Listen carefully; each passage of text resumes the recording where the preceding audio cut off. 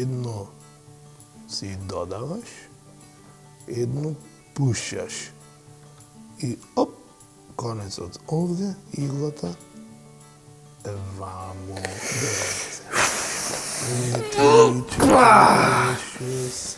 Прав маж си, бате Стрезо. Сиот си талент полн. Абе, ќе те кажам на цело мало шо прижва. Ало. Петко, плет. Петко замеси леп. Ти си? Остај Петко. Плетеч на цел свет. Абе, доста бе. Шо прам? Шо прам? Вака јас и се смирвам. Си плетиш, си правиш работи, си креативен, ќе направиш нешто корисно, не јоги, моги, не знам едно друго вежбање. Вака, ова е најубава вежба за ментално здравје. Ќе си сплетиш нешто. Ова сега ти би го правам шалчеко за тебе. Да си знаеш. Ми се свиѓа. Бате Стрезо, јас знаеш што правам за менталното здравје. Така напати кој ќе бидам нешто така разочаран и ја палам, бате Стрезо, хондата и од тука прва, втора, трета, четврта и тука газ. Четвртата, бате Стрезо, најака ја цедиш четвртата до крај и у еден момент, бате Стрезо, само правиш так на кумпулот, газта, вриснуе моторот, на едно, бате Стрезо, после тоа нема више секирација, ја ти кажу. Тука е или ќе биде или нема да биде. Ме сваќаш? Не ме сваќаш ништо. Ако плетиш ти убаво. Ти варди да не истресиш таа, да не исцедиш та глата негде по пат со тој твој мотор твој. Не бе, со каци. Демек шо голем машти, демек со мотор, па ова било за баби, за тетки плетењево. Доставя со тие поделби дека жените биле нежни, дека требало поиќе да плачат, а демек мажите биле по-груби, по-мачо по ова. Такви ти се тие стереотипи. Шо младина ќе бевте? Шо младина, шо генерација ќе бевте? Некултурни, разлигаени, апатични згора на се. Шо ќе сега ти со муавето? Ова што го правам. И ова мене кај што ме гледаш кај што го правам ова. Јас сум ти типичен пример за ментално здрава личност. Така да знаеш. Така да знаеш. Така. Само не знам до каде отиде со муабетов, никој тоа не го спомна, нема врска тоа што ти си плетеш, да речеме, а ја возам мотор, тоа нема врска со од ја нешто машко, ова е нешто бабско, кој што викаш ти. Става, бате Стрезо, ја што познавам жени, ако те качат на мотор со нив, блед крпа ќе те вратат, бате Стрезо. Озбилно ти правам, ја два пати си имам качано, не можам, дерманот не ми иде после тоа кој си сима. Така што нема машко-женски работи у тоа, бате Стрезо. Секој си прави така како што му него му одговара. Сите си имаме потреби, поготово адолесцентите. Тука Стефче не помага ниту плетење, ниту возење мотори, сакам да ти кажам. Според ХБЦ студијата што е направена, ние имаме пораст на нарушување на менталното здравје кај сите тинејџери или адолесценти, што сакаше да речиш. Во земјава, особено кај нас, па не само кај нас, него и во цел свет би рекол. И тоа никако не сме да остане табу тема, особено не во овие пост-ковид времиња што ни се десија. Се разбира, треба да се разговара со постари, бате Стрезо. Јај ти имаме генерацијски јас, така. Да. Разлика имаме, ама си се разбираме, бате Стрезо, си комуницираме цело време, така. Ајде, не живееме во посебни светови, ведени светов. Слушај, што мислам јас? Ајде ме до кајана и да отвориме ова тема, ова е сериозно нешто. Ајде. Мислиш? Да. Ајде. Чекам да земам ја и мотор, бате Стрезо. Ајде, тргни пред мене, земам ова мустра, само ќе ми треба за шалчето. Ајде, оди. Леле, ако го исправам едно со тебе, бате Стрезо, гумите ќе пукнат. Дојди ова да го пробаш, само ако е жолто. Шо, и тоа е... Нека, не! Ау!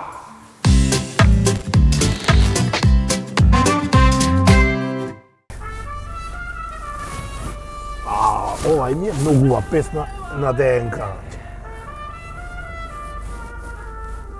Ще ја попуштиме малко.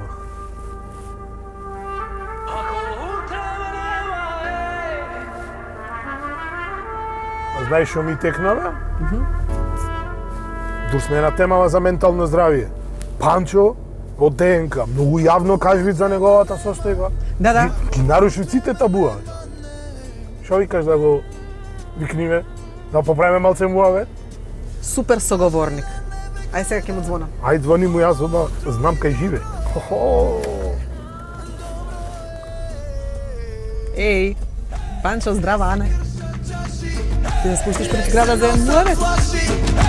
Само нек се igra, nek se pije, nek se slavi.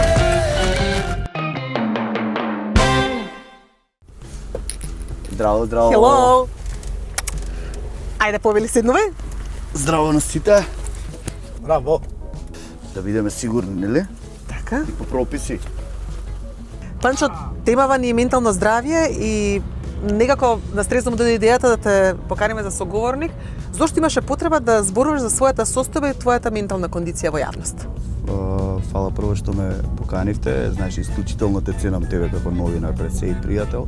Фала. И многу е симпатично комбево. Многу е добро и нешто ново во Македонија и стварно ми е добро и нормално ги поздравам и гледачите. Зашто имав потреба? Осеќав потреба, бидејќи кога се говори јавно на таа тема, верувам дека многу луѓе кои се уште мислат дека е табу тема и мислат дека треба да е табу тема, се пронаоѓаат и се наоѓаат некое другарче и се многу срекни за тоа, бидејќи ја исто кога го пронајав моето другарче на линија на анксиозност, претходно ми се имаше срушено цел свет и кога го пронајдов со исти симптоми, као цел свет повторно ми се изгради назад и бев многу среќен иако бев и се наоѓав у таков период. И затоа секогаш јавно говорам, можда сум еден од ретките кои толку јавно го кажува тоа и ги искажувам моите ставови и чувства и верувам дека можам да помогнам на некој, само на еден човек да му помогнеш, се заврши многу голема мисија на земјава и се осеќаш убаво, бидејќи анксиозноста е многу зачестена форма на луѓето мислат дека е болест, тоа не е болест, него е state of mind. Така да ако си ти физички прегледан и си секако што треба, тогаш имаш генерално проблем со анксиозност кој воопшто не е опасна, само треба да се прифати и да ја третираш и да знаеш каде те погаѓа и кои симптоми, дека има симптоматика различна на тоа. И од кога ти стана свесен дека си ја носиш таа состојба во себе, кои беа првите чекори кои што ги направи? Па, прво, нели, како и се во животот, мора да го прифатиш тоа. Први неверување, и кога ќе го прифатиш моментот, тоа ќе треба да се носиш и најбитно е работата на себе. Значи, што повеќе работиме на себе, како и за сите други работи, и ова е еден процес кој е долгогодишен, мако трпен може да го кажам, да не звучи тоа страшно, но секогаш анксиозноста секогаш ја имаме, бидејќи анксиозност значи живот и генерално е одлика на многу интелигентни и луѓе кои се работливи, кои се воркохолици. Не викам ја дека сум ја интелигентен, воркохолик сум, да не се фалам сам, нели. И тоа е, како што реков, state of mind, кога ќе ги прифатат симптомите и многу треба да работат и воопшто не е мака и нешто табу не треба да се обратат кај професионалец, односно дали е потребно психолог, дали е потребно психијатар, едноставно не е доволно да си ги кажеш маките на некој другар. Затоа постојат професионалци, така побрзо може да се решат работите и да се извадат со заедничка помош и нормално наша своја или негова работа на особата да излезе на прав пат, односно да излезе од таа, ајде да кажам, мрачна соба него. Во истиот бран со таа анксиозност доаѓаат и паничните напади и знам дека си имал многу непријатни ситуации кога станува збор, ти се појавувале на одредени места кај што не им било местото, ќе кажам, вклучувајќи на сцена. Ја имам симптоми на страф од гушење, страф од преголема гужва, страф од инфаркт и од топло време. Така да секој различно ги има, некој му се потат раце, некој забрзано дише, тахикардија добива и се тие работи. И баш како што кажа, секогаш се јавуваат на места кај што не можеш да ги контролираш, нели, тие работи, се јавуваат баш на несакани, кај што си најверојатно најслаб. Ја имам секогаш позитивна трема пред настап, некогаш искачаш пред 100, некогаш пред 10, некогаш пред 20-30 илјади луѓе. така да за среќа почнав да знам како да го контролирам, но ми си имаат случајно, поготово не на последниот концерт, на тој пред, на 15 години кога славевме со ДНК, полн саем и почнува 4-та, 5-та песна, топло, спарно. И ми се случи препнување на срцето и јас се симнав од сцена.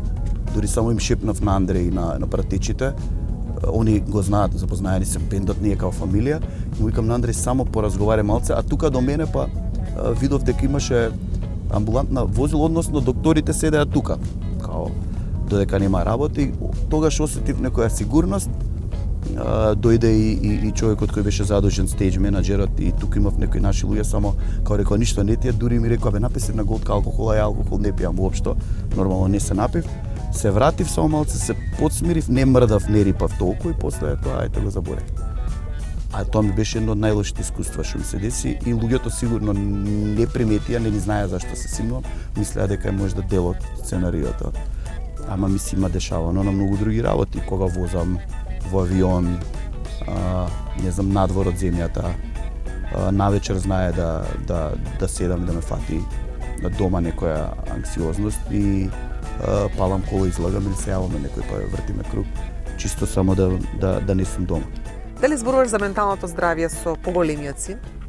Директно не сум разговарал, ама околу сум пробувам да ги отворам темите не за ментално здравје, него да осетам дали он има проблем нешто со тоа, дали е интровертен, например големиот син е повлечен него малиот, ама он е уште мал и уште не сум осетил дека имаат проблем ни малиот ни поголемиот син и доколку би имал, секогаш сум тука да им помогнам и на некој начин пробувам да им го кажам тоа. Така да секогаш сум тука да му помогнам и секогаш ќе бидам и секогаш ќе разговарам и мене ми е драго што сум прошол низ овој процес и се уште проаѓам и допрва верувам дека ќе проаѓам за да бидам тука да му помогнам прво на него и на сите други. Така да он е се уште мал, гледам дека супер функционира и мислам дека би можел да препознам ако има некаков проблем. Сега за сега фала Богу е све окей и дај Боже никогаш да не збориме на таа тема ако не му треба. Зборуваме за родителство, зборуваме за твојата состојба со анксиозност. Што научи од двете работи? Со татковското научив да не бидам себичен, бидејќи делиш нешто што безусловно го сакаш и да бидам многу поодговорен, односно сум мислел дека сум одговорен, но кога имаш деца, секогаш ти стои да кажам циглаво негативно, него ти стои некој товар, тежина, позитивно ако можам тоа да го кажам, тука и секогаш имаш грижа на совест за некој трето лице кое знаеш дека сега да ми речат мораш да го пресадиш срцето и да му го дадеш, одма и да ми подпишувам. Тоа сум го научил од родителство, значи огромна одговорност и љубов, безусловно бар за мене. А од анксиозноста треба гласно да се разговара и треба да се помага и обавезно, како што реков на почеток, да се побара стручна помош, да не се затвараат дома, бидејќи само може да тонат се повеќе и повеќе, а животот е една долга битка, сакале или не. Знам дека за ова не требаше многу храброст да се зборува кај тебе, затоа што таа твоја свесност овозможува на некој начин да бидеш поддршка на оние на кои што им треба помош. Па тоа ми е целта и секогаш особено чести задоволство ми е кога разговараме на оваа тема и верувам дека ќе допреме до некој и ќе помогнеме и јас и ти, нормално и фала ти што ме покани и секогаш сум отворен за вакви соработки и реков уште еднаш ќе кажам, многу те ценам како новинар и поготово и ова студивце кое ме купи одамна, не сум се возил овакво нешто, тотално различно во Македонија. И ако некој друг е твојата омилена песна, какви стихови сега ќе носи некој друг? Дали оваа состојба посакуваш да ја носи некој друг, а не Панчо? Тоа би било себично од мене. А? Себично од мене. Би си останал ваков, не би сакал никој да поминува тоа ја што поминувам и би било себично. А ако треба да бидам многу искрен, нормално, секој би сакал да е онака баш да е нормален, ама не би го пренел на некој друг. Така да би го оставил за мене. Не е лошо искуство, значи да си има како опомена. Да. Ништо не е лошо искуство кога завршува на крај добро и кога работиш на тоа. Фала многу, може со и никој друг да завршиме? Може. Толку е од мене, од мене, од мене, од мене, од мене, од мене, од мене. Толку е од мене. И ако некој друг те сака повеќе, те пуштам слободно.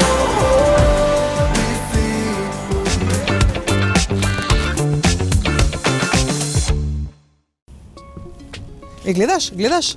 Менталното здравје е една од 11 европски младенски цели. И е, реален проблем е менталното здравје. Кај сите млади, скоро во цела Европа, иако не и цел свет. Ја би сакал баш младите да ги слушнам, да видам што искуство имаат они да кажат или мислење што имаат за ова. Ваши дечки еве сега, ќе ги запознаете, не само Стрезо да ни кажува што се случува. Ајде одиме кај младите. Зоти многу паметен е он. Младите, без стара коска и искуство ништо не правите, ве, шо ви е све. Младите.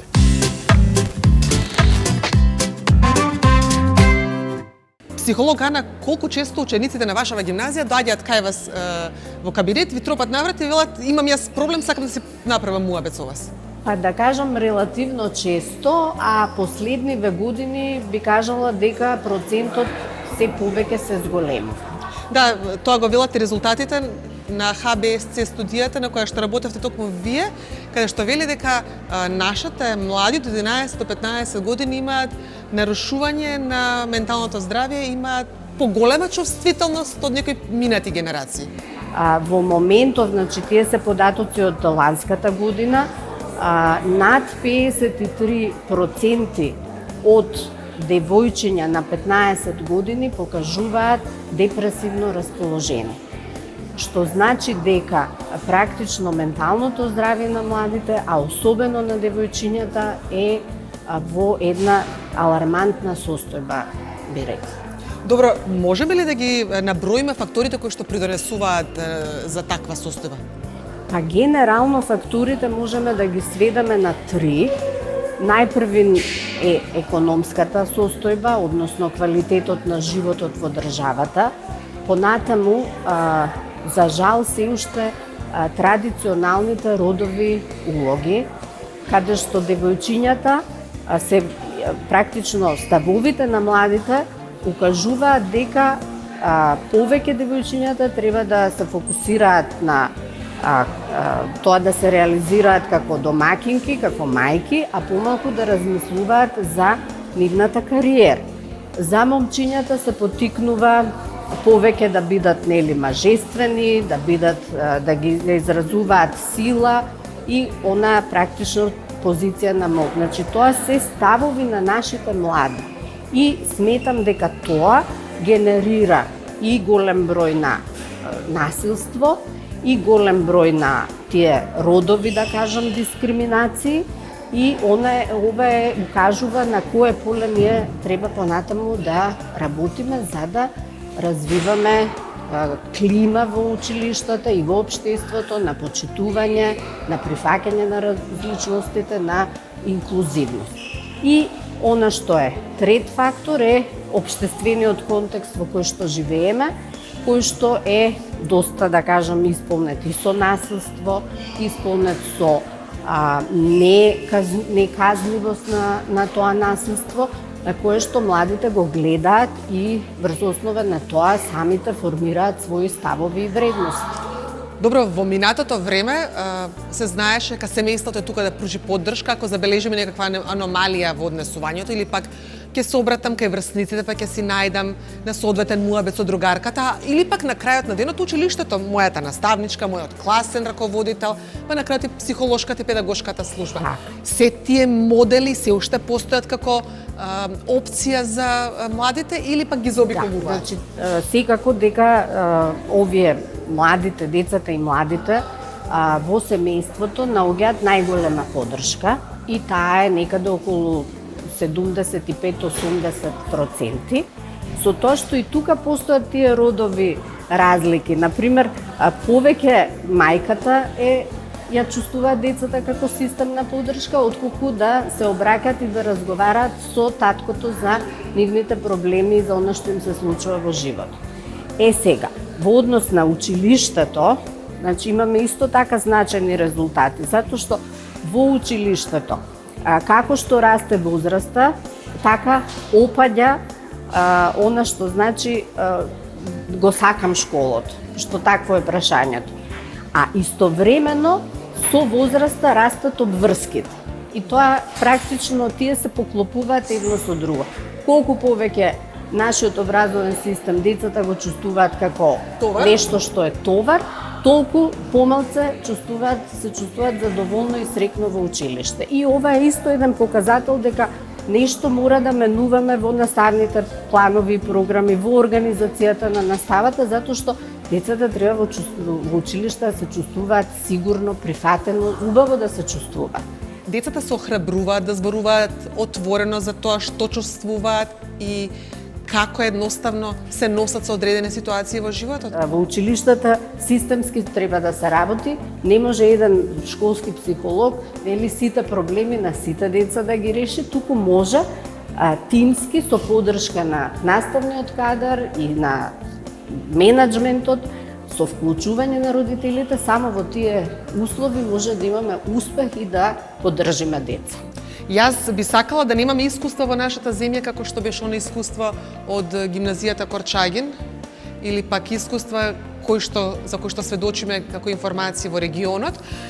Така што на што треба да ги охрабриме дечките? Ги охрабрувам сите деца и родители да комуницираат прво меѓу себе, второ ги охрабрувам учениците да им се обратат на стручните соработници во нивните училишта, бидејќи навистина тие се компетентни да дадат поддршка и да пружат помош. И на крајот на денот, во суштина, таа врска која што може да се ја воспоставиме е решение за онаа статистика која што вие извадивте од студијата. За жал, 35% од учениците само чувствуваат задоволство од животот, што би сакале да се менува во позитивна насока и верувам дека, еве сега постои тој тренд на посвесно родителство, дека и родителите учат дека родителството е вештина и дека и самите работат на своите капацитети, секако и со поддршка на наставниот кадар и на стручните соработници, да бидеме поддршка на учениците, да ги направиме училиштата подобри места за живење и за учење, да децата се чувствуваат безбедно, задоволно и да постигнуваат високи резултати. И на крајот на денот, за 4 години од сега, да имаме поинакви резултати на студијата која која што што е била спроведена. најсрекна доколку за 4 години правиме ваква емисија која што ќе укаже на подобрување на состојбата. На крајот на денот, здрава младина е здрава држава. Секако, секако. Ви благодарам многу за муабетот. Одиме сега да видиме во каква кондиција ни учениците.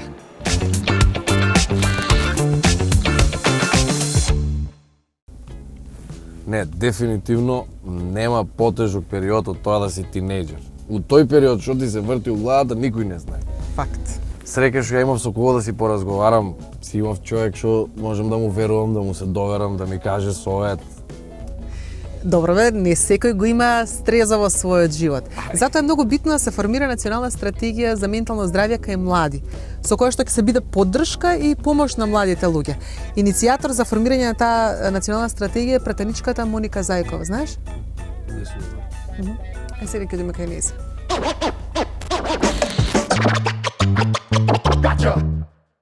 Националната стратегија всушност дава насоки и правци како државата и кои мерки може да ги превземе во насока да влијае да се детектираат одредени појави.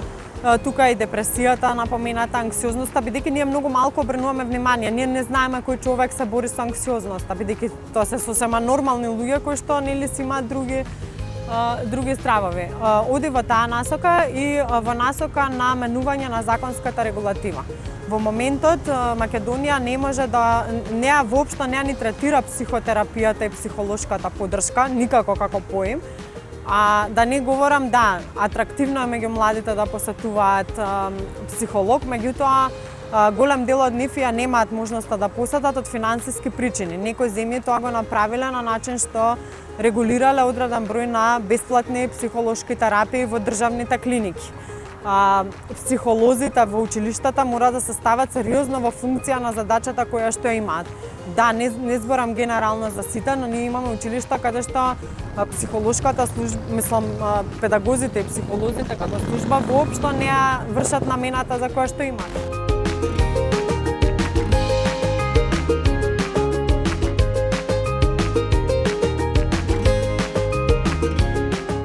Стратегијата беше расправана, сега чека на усвојување од другите институции.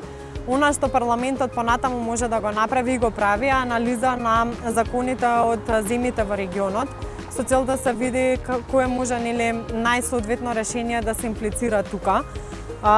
Правиме кампањи, навистина е неопходно да се регулира психолошката поддршка и терапијата и да се обезбедат барем неколку сеанси, 3 до 5 сеанси кои што ќе бидат бесплатни. Јас верувам дека многу луѓе ќе се охрабрат, да има подостапни канцеларии. Ние се залагаме како клуб за млади и во високото образование да има достапни канцеларии за психолошка помош и поддршка.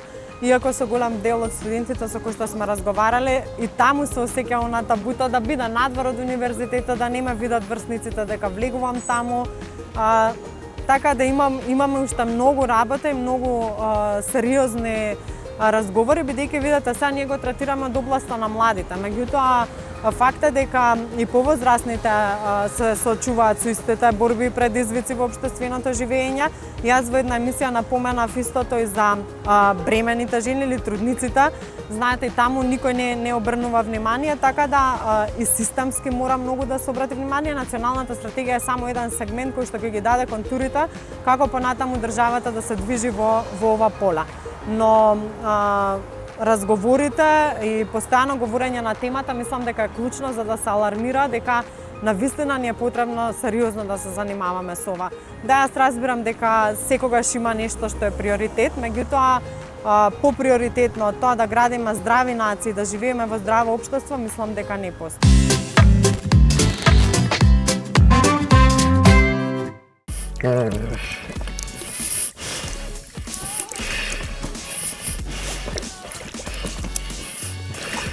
Што правиш, Весли?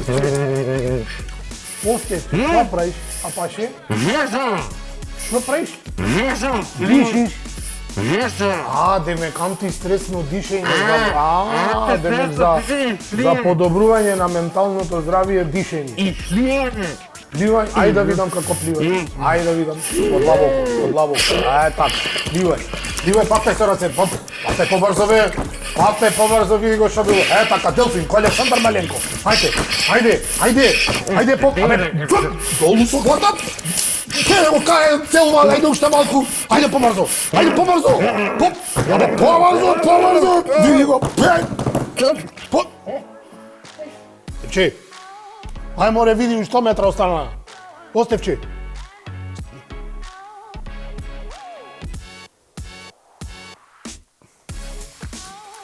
Да, ти една шкоljка не ти е досадна, пак тука да си.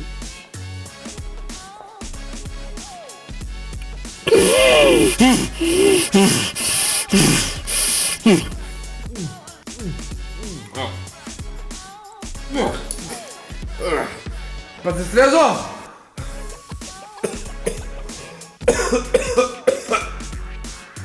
Ау! Леле, брат! Колко се смирен.